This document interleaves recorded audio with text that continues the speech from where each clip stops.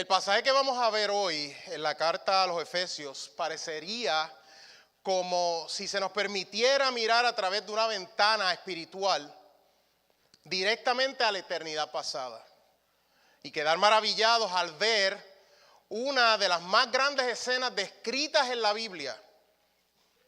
Y esto es que el Dios Trino, el Dios de todas las cosas y por sobre todas las cosas, formulara un plan de salvación para seres viles y pecadores como nosotros. Esto nos abre un panorama hacia las doctrinas más esenciales en la vida del creyente y establece claramente la visión del Dios Trino en la salvación. La idea de esto, solamente pensar en estas cosas nos explota la cabeza, el pensamiento y el razonamiento al meditar en estas verdades ofrecidas en esta porción de la Escritura. Es tanto así que a través de la historia de la iglesia, algunos comentaristas y teólogos han llamado a la carta a los Efesios la reina de las epístolas. Otros han dicho que es la composición más divina del hombre. Y no es para más porque los versículos que veremos hoy, en Efesios capítulo 1, versículos 3 al 6, eso es lo que hacen por nosotros. Solamente exaltan la gloria de Dios. Amén. En lo que buscan ustedes, Efesios capítulo 1, quiero darles un poco de lo que estaba pasando, cuál es la situación de Éfeso cuando Pablo escribe esta carta. La ciudad de Éfeso era una ciudad bien importante, dado que tenía comercio y negocio, y era sumamente importante para el Imperio Romano. Se dice que era la segunda ciudad después de Roma, que era de tan vital importancia en aquellos tiempos. Esa ciudad de Éfeso tenía lo que se llamaba el templo a la diosa Diana, una diosa obviamente falsa, pero en aquel tiempo ese templo a la diosa Diana se consideraba una de las 7 maravillas del mundo. Usted entraba a la ciudad de Éfeso y desde afuera podía ver el resplandor, de tal manera de que ellos tenían a ese mismo nivel lo que era el paganismo, lo que era todo tipo de aberraciones. En ese templo habían orgías sexuales y esto lo hacían como parte de sus ritos normales. Ahora, la ciudad de Éfeso era un desastre moral y pagano. Sin embargo, como podemos leer en Hechos capítulo 19, allí Dios le dio gracia al apóstol Pablo y predicó el evangelio. Él hizo allí muchos milagros y no solo eso, además de eso, predicó mucho la palabra y muchos de la gente que estaba allí en Éfeso se convirtieron. No solamente se convirtieron, sino que abandonaron las prácticas paganas. Entonces allí por gracia de Dios se establecieron varias iglesias en la región. A estos hermanos son a los que Pablo les escribe desde la prisión. Pablo tenía esta es una de las cartas que se escribe desde la prisión, además de otras 3. Y Pablo, mientras escribe esta carta, y eso es lo que sorprende, vamos a ver el gozo con el que él empieza la carta. Él tiene a alguien, nosotros le decimos en Puerto Rico como un mayote, alguien que esté fuerte, que está al lado tuyo. Él tenía un soldado romano 24 horas 7 encadenado a él, todo el tiempo. En medio de eso él escribe esto. Y él empieza en Efesios 1 diciendo lo siguiente. Vamos a leer ahora, para tener un poco de contexto, vamos a leer Efesios 1 del 1 al 14. Y entonces empezamos a dividir los versículos o a concentrarnos en los versículos del 3 al 6. Dice así, Efesios 1 al 14. Dice: Pablo, apóstol de Jesucristo, por la voluntad de Dios, a los santos y fieles en Cristo Jesús que están en Éfeso, gracia y paz a vosotros de Dios nuestro Padre y del Señor Jesucristo.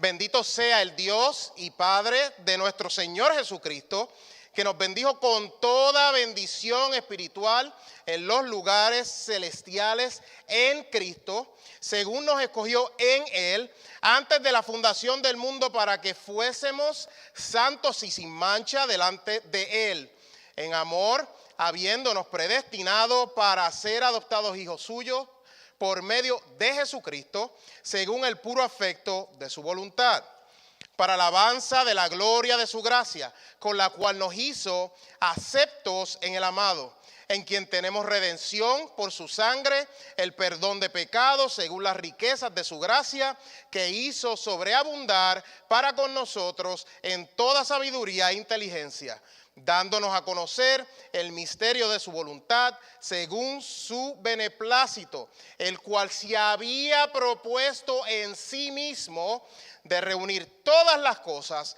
en Cristo, en la dispensación del cumplimiento de los tiempos, así las que están en los cielos como las que están en la tierra.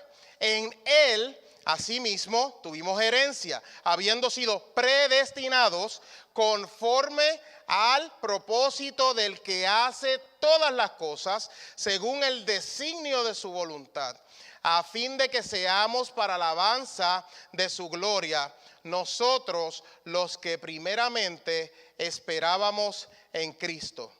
En Él también vosotros, habiendo oído la palabra de verdad, el evangelio de vuestra salvación, y habiendo creído en Él, fuisteis sellados con el Espíritu Santo de la promesa, que es las arras de nuestra herencia, hasta la redención de la posesión adquirida para alabanza de su gloria.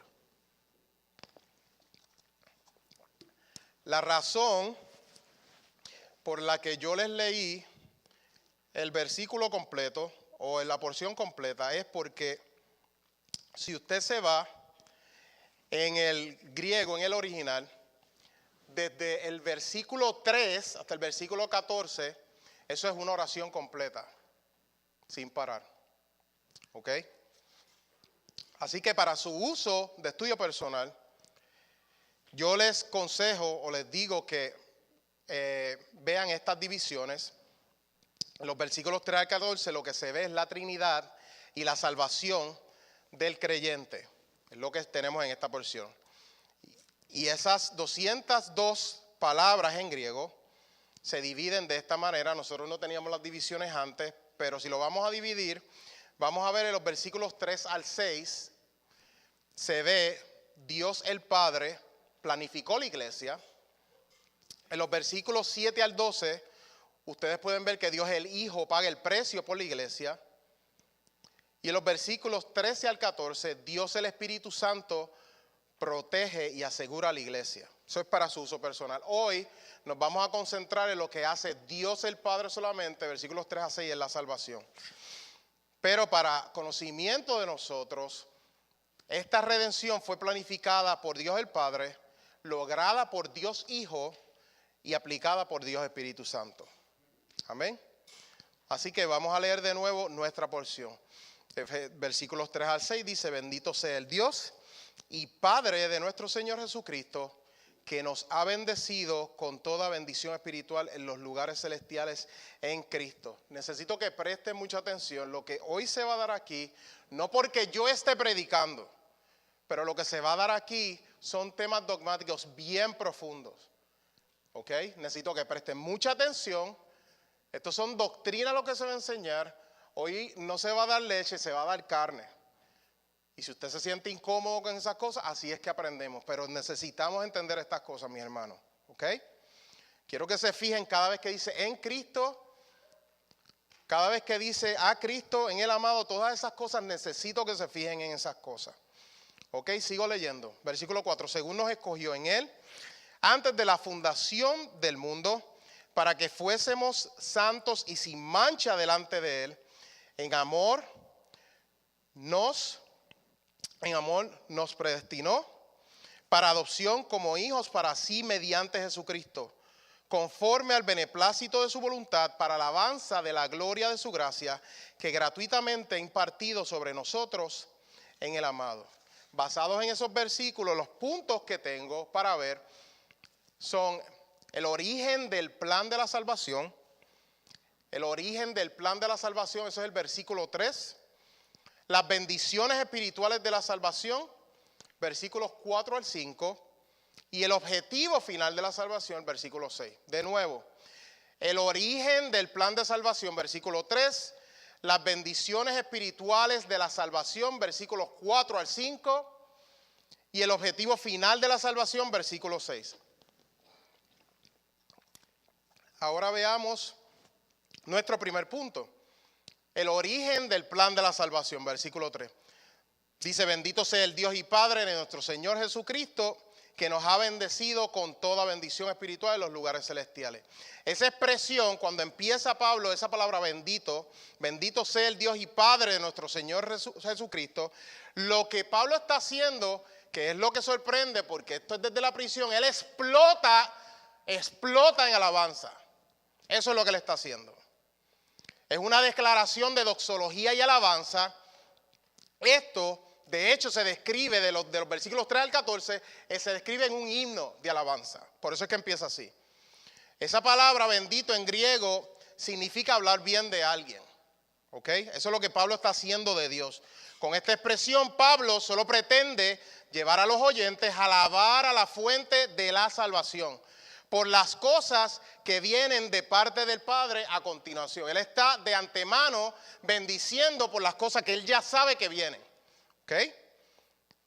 Y él apunta cuando dice al Dios, bendito sea el Dios y Padre de nuestro Señor Jesucristo. Obviamente está apuntando a la relación íntima que hay entre esas dos personas de la Trinidad. No que el Espíritu Santo no esté ahí, pero en este caso específico él está apuntando a eso.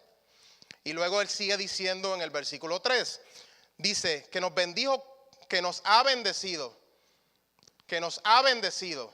Está hablando del Padre, bendito sea el Dios y Padre de nuestro Señor Jesucristo, que nos ha bendecido. Todo el proceso de la salvación comienza con Dios. Todo el proceso de salvación. En específico, para ser específico, con la primera persona de la Trinidad, el Padre. Fue la acción personal que Dios Padre, como causante, iniciador, arquitecto y creador de la salvación, ha hecho por aquellos que le ha dado al Hijo, de manera íntima, que permite que seamos salvos y obtengamos todas las bendiciones que eso incluye. Todo se origina en el Padre, todo. Eso es lo que dice ese versículo. Amén. Y él sigue diciendo, bendito sea el Dios y Padre de nuestro Señor Jesucristo, que nos ha bendecido. O sea que la acción es tomada del Padre, que es Él. ¿Con qué nos ha bendecido? Con toda bendición espiritual en los lugares celestiales en Cristo. Noten eso de nuevo, en Cristo. Ok. En esta frase, esta última parte del versículo 3, cuando dice con toda bendición espiritual, lo que me llama la atención de estas palabras son varias cosas. Una de las palabras que me llama la atención es cuando Pablo dice con toda bendición espiritual. ¿De qué me sirve a mí eso? Bien sencillo, aplicación ahora. Cuando usted esté en cualquier situación que esté por la situación que esté pasando o por lo que sea, usted no puede decir que a usted le falta algo. Nada. Todo le fue dado al creyente. Todo lo necesario fue dado al creyente. Todo. Ahí no dice algunas, ahí no dice parcial, ahí dice toda bendición espiritual. En otras palabras, todas las bendiciones necesarias que están incluidas en el paquete de salvación nos ha sido dada en Cristo. Cuando usted fue salvo, hubo un paquete que se le dio. Ese paquete incluye todas esas bendiciones, porque eso fue un regalo, la salvación fue un regalo que Dios nos dio. Amén. Todo lo que vamos a ver fue logrado, o sea, las bendiciones que vienen adelante, del versículo 4 en adelante, todas fueron logradas en Cristo. Fue lograda por el sacrificio de Cristo en la cruz. Dios ha bendecido a su pueblo gracias a su unión con Cristo. Santiago 1:17, ¿qué dice? Toda buena dádiva y todo don perfecto desciende de lo alto, del Padre de las luces, en el cual no hay mudanza ni sombra de variación. Segunda de Pedro 1:3. ¿Qué nos dice en segunda de Pedro? Como todas las cosas que pertenecen a la vida y a la piedad nos han sido dadas por su divino poder. Hermanos, paréntesis. Lo que vamos a ver hoy, si usted tenía duda de que Dios es soberano, se le va a borrar eso de la mente. Totalmente. ¿Ok? Como todas las cosas que pertenecen a la vida y a la piedad nos han sido dadas por su divino poder, mediante el conocimiento de aquel que nos llamó por su gloria y excelencia. Eso es segunda de Pedro 1:3.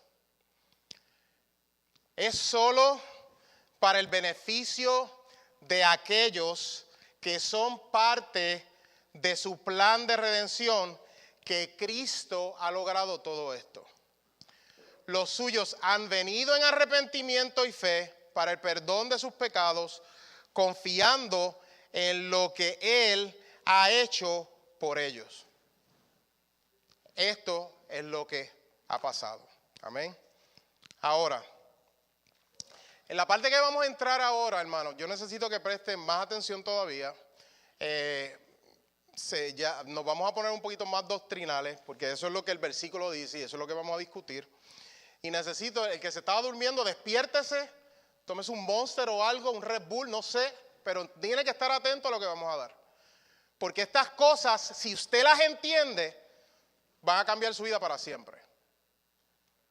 Van a cambiar su vida para siempre. Lo van a hacer un cristiano maduro, un cristiano que confía en Dios, un cristiano que conoce al Dios soberano de todas las escrituras.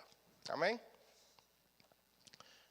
Mis hermanos, antes de seguir exponiendo estos próximos versos, el segundo punto quisiera animarlos a que estén concentrados y presten mucha atención. Vamos a estar ahora explicando términos que tienen que ver con la soteriología. Y si usted me está diciendo salud, hermano Yamil, Dios lo bendiga, yo no estornudé, soteriología es un término, ¿ok?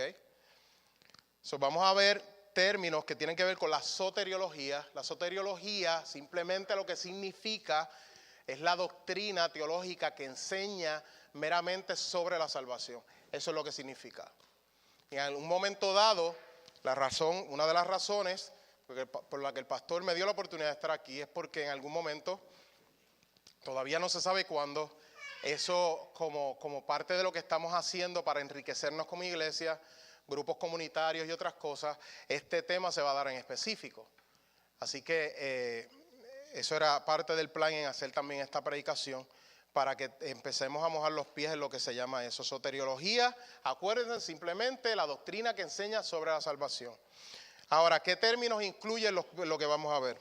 Estos términos van a ser elección, predestinación, predeterminación y adopción. De nuevo, elección, predestinación, predeterminación y adopción. Adopción, perdón. ¿Ok?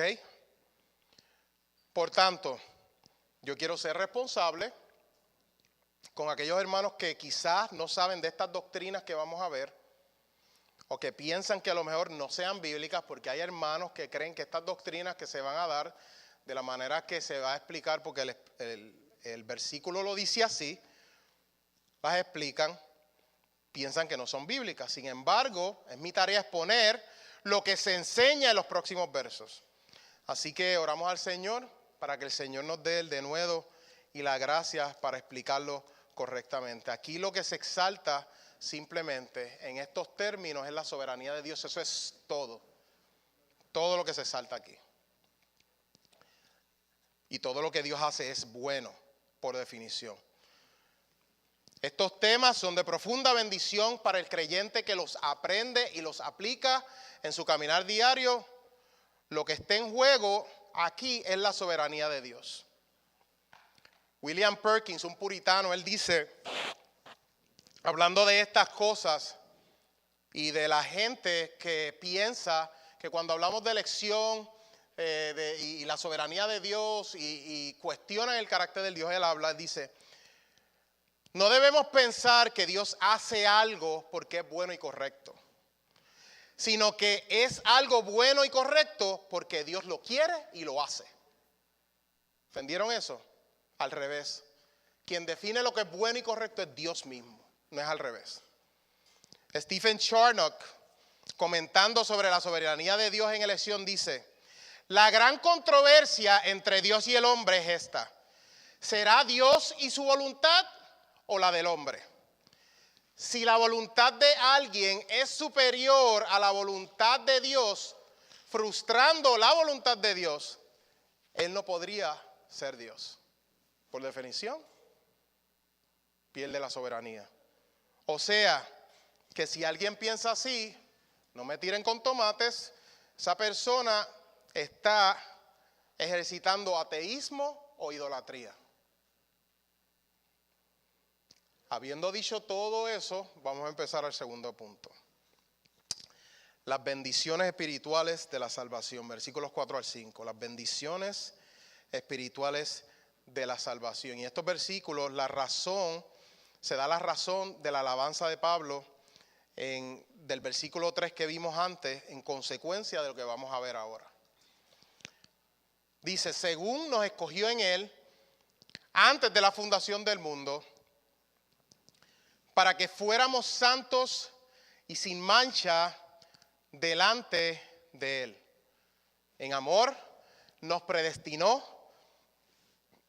para adopción como hijos para sí mediante Jesucristo, conforme al beneplácito de su voluntad.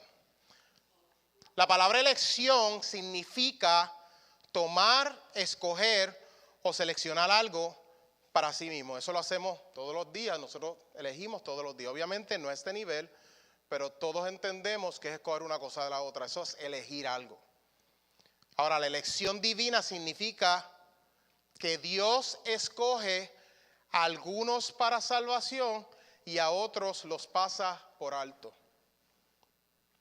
Lo repito, la elección divina significa que Dios escoge a algunos para salvación y a otros los pasa por alto y los deja en camino a su justa condenación. Vaya conmigo a Lucas capítulo 6, versículo 13. Lucas 6:13.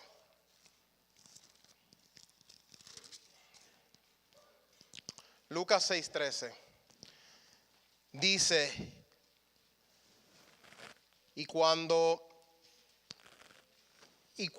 era de día, llamó a sus discípulos y escogió a 12 de ellos, los cuales también llamó apóstoles. Ustedes se acuerdan que en una ocasión Cristo le dijo, ustedes no se crean que ustedes son los mejores porque ustedes están conmigo en este club o algo, como si ustedes hubiesen sido los agraciados porque fueron más inteligentes o algo. Él dice, ustedes no me escogieron a mí, yo los escogí a ustedes. Hay una gran diferencia. Amén. Vamos a ir a Juan 15:16. Juan 15:16. Señor Jesucristo hablando de nuevo. Juan 15:16. ¿Qué dice? No me elegiste vosotros a mí, sino que yo os elegí a vosotros. Y os he puesto para que vayáis y llevéis fruto y vuestro fruto permanezca, para que todo lo que pidiereis al Padre en mi nombre, Él os lo dé.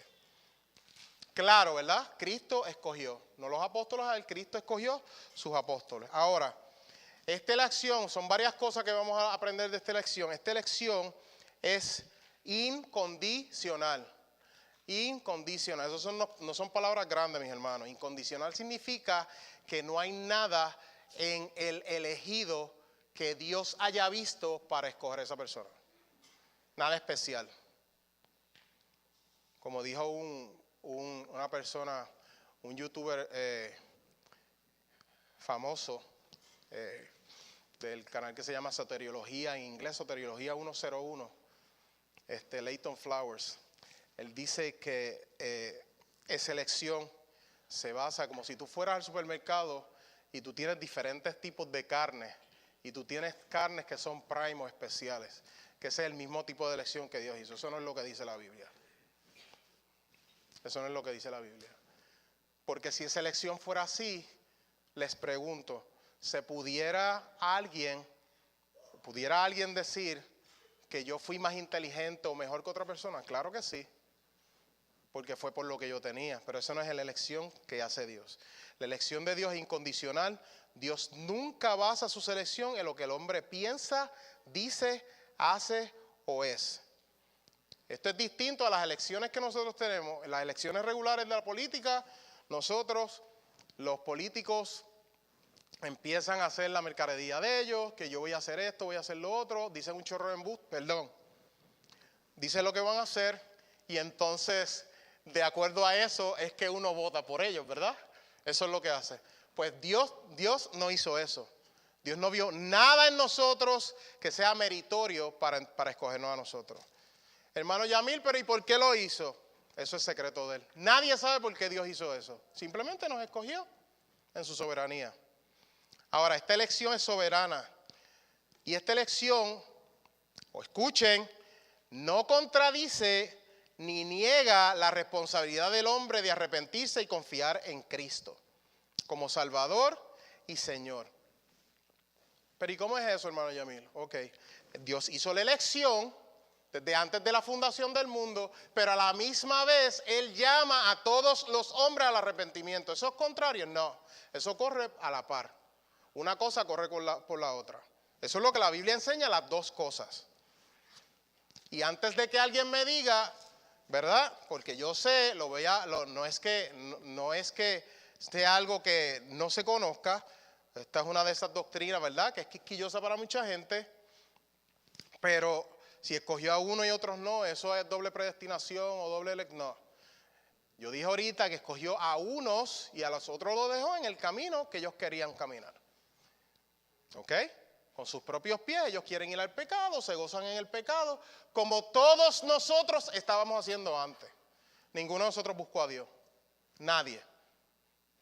Pero eso es lo que pasa, hermano Yamil, sí, eso es lo que pasa. Ok, vamos a Juan 3, 19 al 20. Juan 3, para darle contexto a lo que estamos diciendo.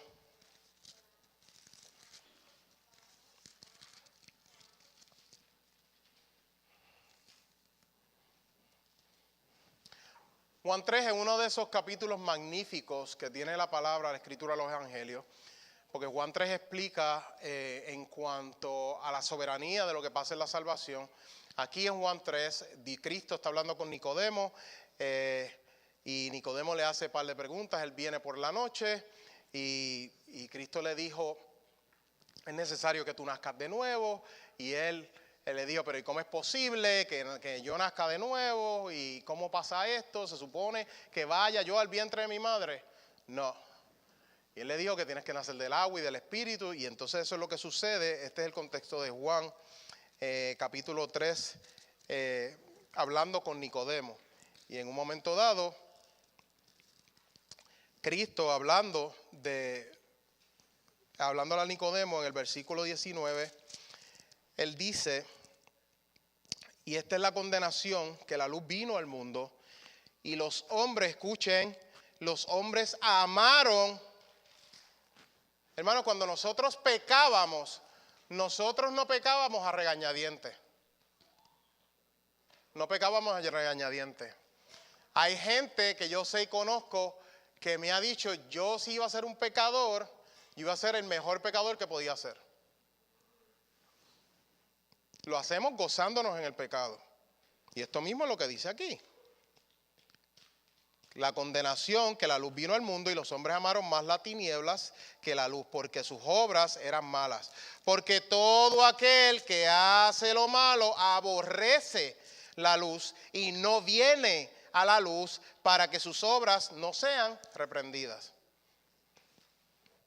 Por eso es que Dios tiene que elegir. Nosotros no vamos a elegir por nosotros mismos. Ahora, esta doctrina de la elección es despreciada porque pocas doctrinas de la Biblia aplastan tan rotundamente el orgullo y la soberanía del hombre que esta doctrina. Dios es soberano, mis hermanos. Salmo 11, 15, 3, no lo tiene que buscar. Nuestro Dios está en los cielos. Todo lo que quiso, eso ha hecho. Nuestro Dios está en los cielos. Todo lo que quiso, eso ha hecho. Daniel 4:35. Rey pagano Nabucodonosor, después que salió de la loquera que tenía, ¿qué dice? Todos los habitantes de la tierra son considerados como nada, y él hace según su voluntad en el ejército del cielo y en los habitantes de la tierra, y no hay quien detenga su mano y le diga, ¿qué haces? Ese es el Dios soberano. Ahora vamos a ver el fundamento de la elección. Eso se ve cuando dice, según nos escogió en Él. El fundamento de la elección es Dios. Dios nos incluyó en su plan soberano porque así le plació a Él en su soberana voluntad. ¿Cuándo sucede la elección? Antes de la fundación del mundo. Esta elección se hizo en la eternidad, antes del inicio del tiempo, antes de la creación de todas las cosas. Dios nos incluyó soberanamente en su plan de redención. Pregunta, si fue antes de la fundación del mundo, ¿cómo alguien escoge a Dios? Si pasó antes de la fundación del mundo. Alguien, ser humano que usted sepa, y si lo encuentra me lo dice para llevarlo a Guinness Book of World Records o algo. Si alguien estaba cuando se pudo haber hecho esto, que escogió a Dios antes que Dios le escogiera a él. Imposible. O sea que eso es errar, decir que Dios, porque Él vio lo que iba a pasar, escogió a esa persona. Si eso fue así, ¿quién tiene el control de esa elección? Eso es lógica, hermano. Yo no estoy aquí hablando de nada filosófico, ni ingeniería, ni nada matemático. Eso es lógica. Si esa persona escogió y Dios retroactivamente es que escoge porque esa persona escogió, entonces ¿quién tiene el control? La persona. Pero eso no es lo que dice este versículo. Este versículo exalta a Dios y aplasta al hombre. Por eso es que es tan odiada. Vimos el fundamento de la elección. ¿Cuándo sucede la elección? Vamos a ver el propósito y el resultado de la elección. Para que fuéramos santos, ese es el propósito, y el resultado, para sin mancha delante de Él. No fue que Él vio algo bueno en nosotros y por eso nos escogió. No. Él nos vio, Él vio nuestro pecado, nuestra impiedad e iniquidad y nos escogió para hacernos santos. Si tú tienes que ser hecho santo, es porque no eras santo antes, ¿correcto? Lógica. La santidad es un fruto de la elección, no su causa. No su causa. Efesios 2, 1 al 3. Déjeme tirarle una foto y se las voy a enseñar la foto de quién usted es y soy yo. ¿Okay? Efesios 2, 1 al 3. Y Él os dio vida. ¿Quién los dio vida? Él. Os dio vida a vosotros cuando estabais muertos. Ahí dice enfermos. No dice enfermos, ¿verdad? Dice muertos. Cuando estabais muertos en vuestros delitos y pecados, en los cuales anduvisteis en otro tiempo, siguiendo la corriente de este mundo, conforme al príncipe de la potestad del aire, el espíritu que ahora opera en los hijos de desobediencia. Esa es la foto de nosotros. Si alguien le pregunta cuál es mi foto en la Biblia, yo soy un pulcro y vil pecador. Y le hace una sonrisa así. Ese es quien yo soy. Pero Dios nos salvó. Nos salvó por Él. Tito 2:14 dice, quien se dio a sí mismo por nosotros para redimirnos de toda iniquidad y purificar para sí un pueblo propio, celoso de buenas obras. La elección, escuchen, es la más importante de todas las bendiciones en la salvación. Esta es la doctrina más esencial en la salvación. Es el fundamento de cómo Dios hace su obra salvadora. Todo comienza con la doctrina divina, soberana y eterna de la elección. Esta es la primera de todas las bendiciones espirituales dadas por el Padre en la salvación. Por eso es que Pablo, si ustedes van allí mismo a Efesios capítulo 1, versículos 15 al 20, que él dice, ¿qué hace Pablo al entender todas estas cosas? Él dice, por esta causa también yo, habiendo oído de vuestra fe en el Señor Jesucristo y de vuestro amor para con todos los santos, no ceso de dar gracias por vosotros, haciendo memoria de vosotros en mis oraciones. ¿Para qué? Para que el Dios de nuestro Señor Jesucristo, el Padre de gloria, os dé, aún este es el Dios Padre dando, os dé espíritu de sabiduría y de revelación en el conocimiento de Él, alumbrando los ojos de vuestro entendimiento para que sepáis cuál es la esperanza que Él os ha llamado y cuáles las riquezas de la gloria de su herencia en los santos. ¿Y cuál es la supereminente grandeza de su poder para con nosotros los que creemos según la operación del poder de su fuerza? Todo es Él. Lo que Él hizo, todo lo hace el Padre. Y ahí Pablo está orando, por eso es que Pablo, por estas bendiciones, él ora lo que ora, para que tengamos el entendimiento, mis hermanos. Por eso en Efesios, los primeros 3 capítulos que ustedes ven, se van a ver como capítulos que son de doctrina. Esta iglesia en Éfeso era una iglesia bien madura, que una iglesia que era digna de seguir, por lo menos en este momento. Los primeros 3 capítulos era para que esos creyentes gentiles entendieran quién ellos eran en Cristo, que era la iglesia. Y en los próximos 3 le da lo que se llama la práctica, ¿ok? Por eso es que es tan importante hacer lo que nosotros conocemos del libro de Santiago, cuando él dice que no seamos oidores, sino también hacedores de la palabra. Esta es la idea detrás de esto. Ahora, el versículo 5 dice, en amor, o al final dice, en amor nos predestinó. En amor nos predestinó. En amor nos deja saber el motivo divino de la predestinación. Simplemente decidió libremente establecer su amor en nosotros. Eso fue lo que hizo Dios, en amor. Si usted tiene duda alguna, lee ese versículo de nuevo. Si tiene más duda todavía, léelo 5 o 6 veces. En amor nos predestinó. La palabra predestinación es la traducción del vocablo griego proorizo. La palabra se compone de pro, que significa de antemano, y orizo, que de donde proviene nuestra palabra horizonte. ¿Ok? Como ustedes saben, el horizonte es la línea que divide el cielo de la tierra. De manera que la idea que está haciendo aquí es que Dios, al escoger, Él traza un límite de antemano. Eso fue lo que hizo. Esta predestinación no es algo que ocurre antes de la elección, sino que es un complemento de la elección. Todas estas cosas trabajan juntos, mis hermanos. La elección, la predestinación, la predeterminación también significa que el plan soberano de Dios, por medio del cual es el plan soberano por medio del cual decide todo lo que va a hacer o a suceder en el universo. Él predetermina las cosas. Soberanamente Dios trazó una línea de división en la raza humana y a algunos destinó de antemano para ir al cielo. Podemos rebelarnos contra esta verdad de las Escrituras, pero es imposible evadir el hecho de que eso es lo que la Biblia enseña. Vamos al gran capítulo o al gran libro de Romanos. Romanos 8, 28. Romanos 8, 28.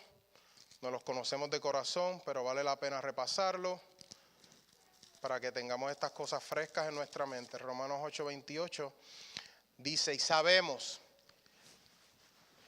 déjame darle break para que lo busquen.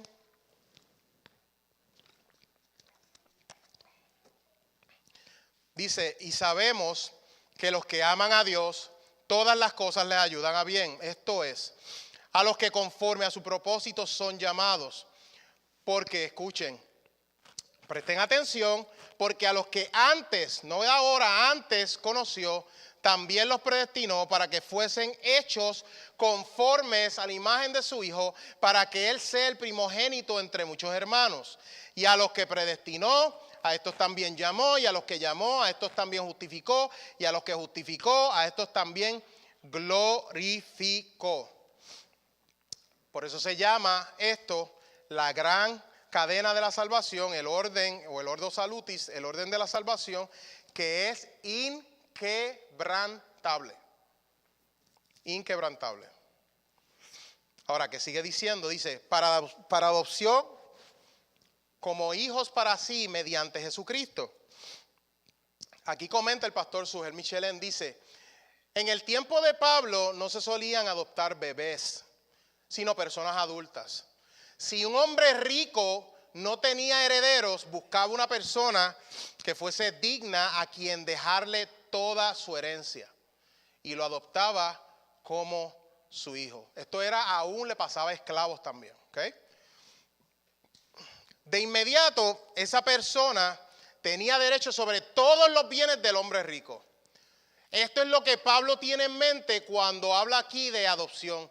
Nosotros somos ahora hijos de Dios, con todos los derechos filiales de un hijo, porque Dios nos adoptó. Solo que cuando Dios decidió hacer eso, nosotros no éramos dignos herederos suyos. Por eso primero nos justificó poniendo en nuestra cuenta la justicia perfecta de Cristo y luego nos adoptó ahora que hemos sido perdonados. Y una vez más, Pablo nos dice que todo esto ocurrió en Jesucristo. Usted lo va a seguir viendo, es en Jesucristo, es en Él, en el amado. Todo eso significa lo mismo. Todo es en Cristo. ¿Qué sigue diciendo el pastor? Dice, en virtud de la obra redentora de su Hijo, que nos es aplicada por la fe, el juez de toda la tierra nos declara sin culpa y luego nos recibe como hijos en su familia. Y nos concede liberalmente un sinnúmero de beneficios porque ahora Él es nuestro Padre y nosotros somos sus hijos. ¿Alguien puede decir amén? Entonces, ¿cuál es la razón de la elección? Seguimos con la elección, el mismo versículo. Dice, conforme al beneplácito de su voluntad. La elección de Dios no fue arbitraria o caprichosa. En el caso de Dios, Él sí tenía una razón para escogernos, solo que esa razón, como les dije ahorita, se encuentra en Él. Se encuentra en Él. Él nos escogió conforme a su benevolente soberanía, por su bondad que es santa y que no posee motivos impuros en ella. Eso es todo lo que se nos ha revelado. Así que si usted se pregunta, pero a veces uno en medio de la meditación y orando, Señor, pero ¿por qué tú me escogiste? ¿Por qué tú me escogiste? Si quiere una respuesta, se va a quedar esperando, porque no la va a encontrar. Pero si usted simplemente, en vez de decir por qué me escogiste, solamente sea agradecido. Y yo entiendo, eso es natural.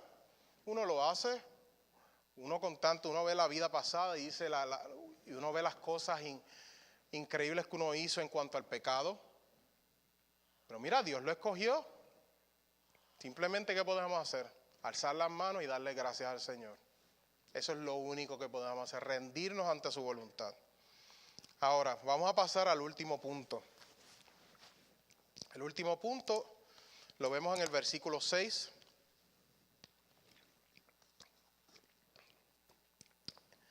El último punto, el tercer punto, es el objetivo final de la salvación. El objetivo final de la salvación.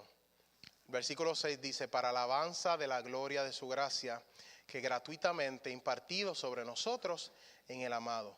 Para alabanza de la gloria de su gracia. Como si se necesitara probar aún más a qué nivel Dios tiene el control del plan para con los redimidos. Pablo martilla un clavo en el ataúd al recalcar de nuevo por qué Dios ha hecho todo lo que Él ha hecho.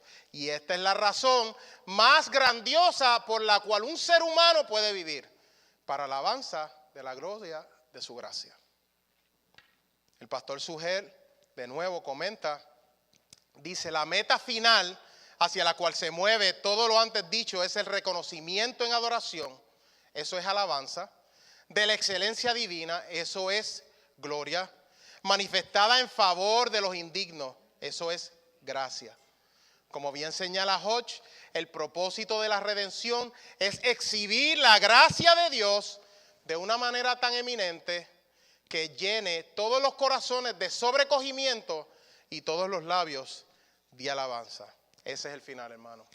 Que nos llenen los labios de alabanza al ver la grandeza del Señor. Sigue diciendo el verso que gratuitamente, marquen esa palabra, gratuitamente, o sea, gratis, ha impartido sobre nosotros de nuevo en el amado o en Cristo. Pablo termina de conectar todo esto con la persona de Cristo. Literalmente el texto dice que esta gracia nos fue bondadosamente conferida, gratuitamente impartida sobre nosotros en el amado. Dios el Padre ama a su Hijo con un amor eterno e inalterable y nosotros estamos en Él. Y por esa unión nosotros somos ahora el objeto del amor del Padre y beneficiarios de todas sus bendiciones.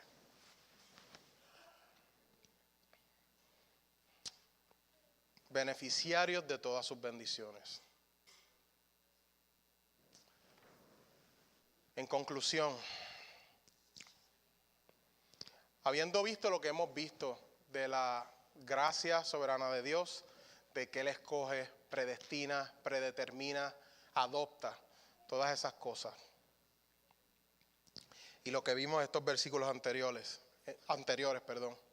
mis hermanos, solo nos queda hacernos varias preguntas a la luz de todo esto.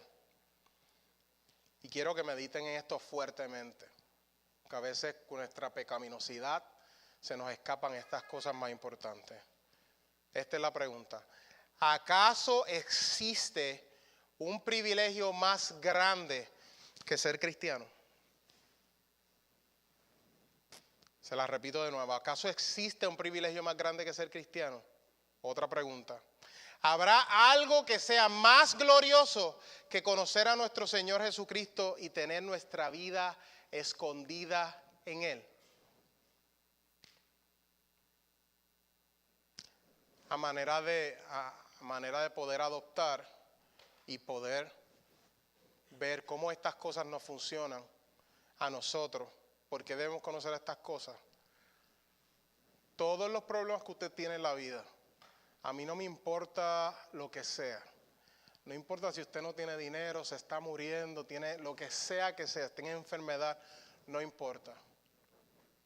Si usted lee eso, que desde antes de la fundación del mundo, lo que Dios hizo por usted, todos sus problemas están resueltos. Todos. Porque ustedes están en Cristo. ¿Estoy diciendo que nosotros no podemos orar por alguien que esté enfermo? No.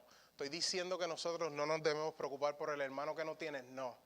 Estoy diciendo que en la grande escala de las cosas,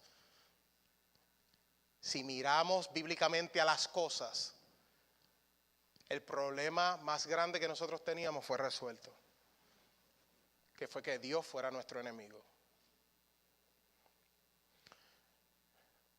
Nuestro Dios nos ha bendecido con toda bendición espiritual.